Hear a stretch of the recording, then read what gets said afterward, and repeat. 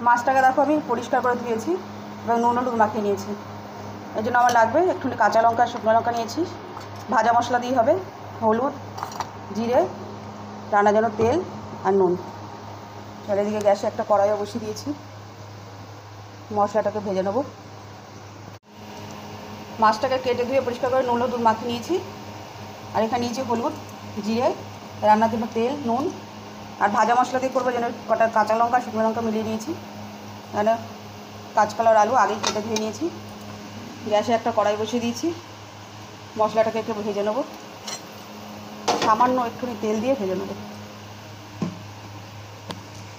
সামান্য একটু তেল দিয়ে দিয়েছি।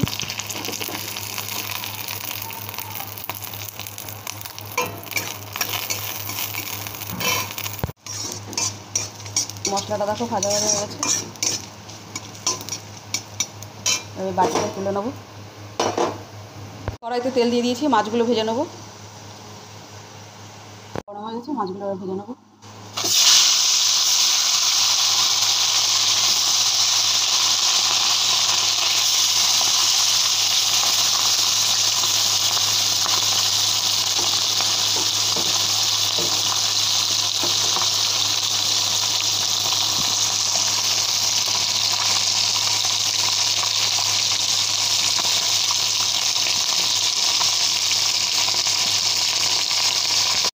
বাস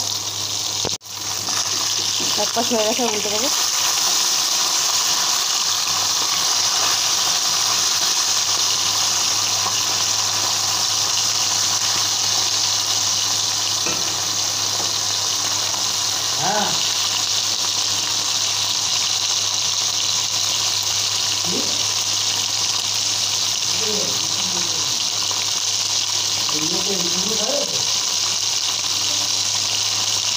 সামান্য একটু তেল দিয়েছি।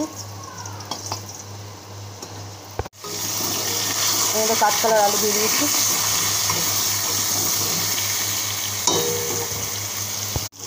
দিয়ে দেবো নুন আর হলুদ।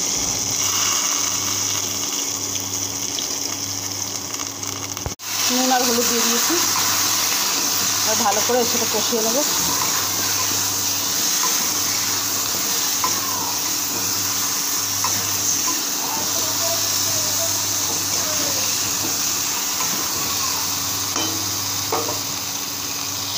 এবার ঢাকা দিয়ে রাখবো।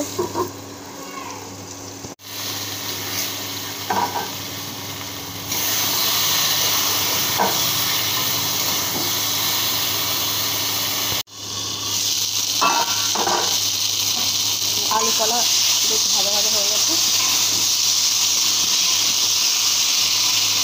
দিয়ে দেবো জল, গরম জল।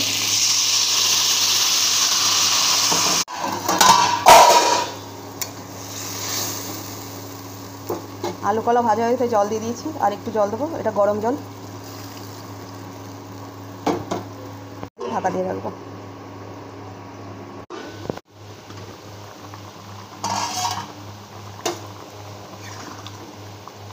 কাঁচকলা আলু সিদ্ধ হয়ে গেছে।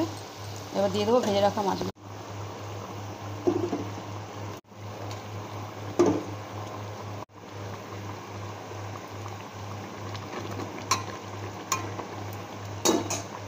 মাছগুলো দিয়ে কিছুক্ষণ ঢাকা দিয়ে রাখবো।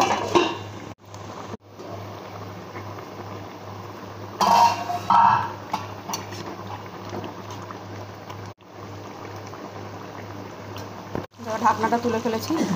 কাঁচকলা আলু সব সিদ্ধ হয়ে গেছে সুন্দরভাবে। এবার দিয়ে দেবো এই যে ভেজে রাখা মশলাটা আমি বেটে ফেলেছি, এটা দিয়ে দেবো। কাঁচকলা আলু সব সিদ্ধ হয়ে গেছে। এই যে ভেজে রেখেছিলাম যে মশলাটা, ওটা বেটেছি, এই যে দিয়ে দিয়েছি। দিয়ে দেবো বাটিতে একটু সামান্য জল। মশলাটা দিয়ে ভালো করে মিশিয়ে একটু ঢাকা দিয়ে রাখবো।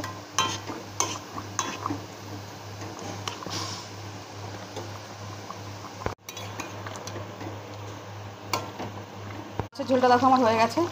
বাড়িতে অবশ্যই এই বৃষ্টির মধ্যে মাছের ঝোলটা আমার হয়ে গেছে দেখো। বাড়িতে অবশ্যই এই বৃষ্টির মধ্যে কাঁচকলা আলু দিয়ে এরকম জ্যান্ত ঝোল করে খাবে। শরীর ভালো থাকবে, সুস্থ থাকবে। আজকে আমার ভিডিওটা যদি ভালো লেগে থাকে তাহলে লাইক, শেয়ার ও সাবস্ক্রাইব করতে। আর এখনও যারা সাবস্ক্রাইব করোনি, সাবস্ক্রাইব করে আমার পরিবারের সাথে যুক্ত হয়ে যাও।